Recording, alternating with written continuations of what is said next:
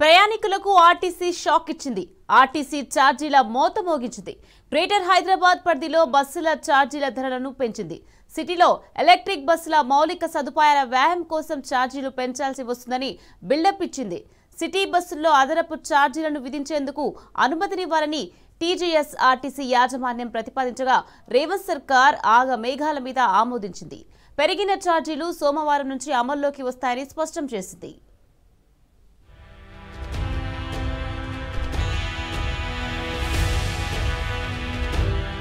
ప్రయాణికులను నడ్డి విరిచేందుకు కాంగ్రెస్ సర్కార్ రంగం సిద్ధం చేసింది.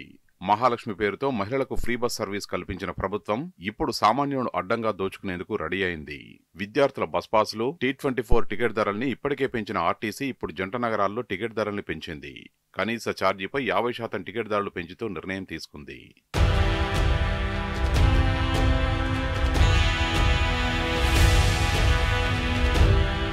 ప్రస్తుతం నగరంలోని సిటీ బస్సు మొదటి స్టేజ్ వరకు ఛార్జీ 10 రూపాయలుగా ఉంటే ఇప్పుడు దానిపై మరో 5 రూపాయలు పెంచుతూ 15 రూపాయలు చేసింది. అంటే మొదటి 3 స్టేజీలకు అదనంగా 5 రూపాయలు వసూలు చేయనుంది. 4గో స్టేజీ నుంచి కనీస ఛార్జీపై అదనంగా 10 రూపాయలు వసూలు చేయనుంది. 4గో స్టేజీ వరకు ప్రస్తుతం 20 రూపాయలు ఉన్న టికెట్ తాజా పెంపుతో 30 రూపాయలుగా మారింది. గ్రేటర్ జోన్ పరిధిలో సిటీ ఆర్డినరీ, మెట్రో ఎక్స్ప్రెస్, ఈ ఎక్స్ప్రెస్ బస్సుల్లో పెరిగిన ధరలు అమలు కానున్నాయి. పెరిగిన ధరలు సోమవారం నుంచి అమల్లోకి రానున్నాయి. ఇప్పటి వరకు సికింద్రాబాద్ నుంచి అల్వాల్ వెళ్తే 25 రూపాయలు అయ్యే ఛార్జీ ఇకపై 35 రూపాయలు కానుంది. మెట్రో డీలక్స్, ఈ మెట్రో, ఏసీ సర్వీసుల్లో కూడా మొదటి స్టేజీకి 5 రూపాయల పెంపు, రెండో స్టేజీ నుంచి 10 రూపాయలు అదనంగా పెంచింది.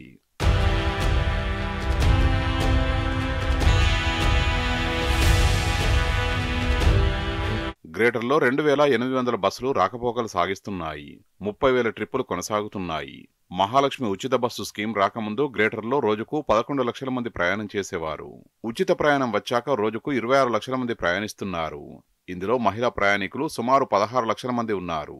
టికెట్ తీసుకుంటూ సుమారు 8 లక్షల మంది ప్రయాణం సాగిస్తున్నారు. ఈ లెక్కన వీరిపై అదనంగా ₹1 కోటి పైగా రోజుకు భారం పడనుంది. ఒక్కో ప్యాసింజర్పై నెలకు 400 నుంచి 500 రూపాయల వరకు భారం పడనుంది. ఇటీవల పుష్ బ్యాక్ బస్సుల ఛార్జీలను సైతం భారీగా పెంచింది.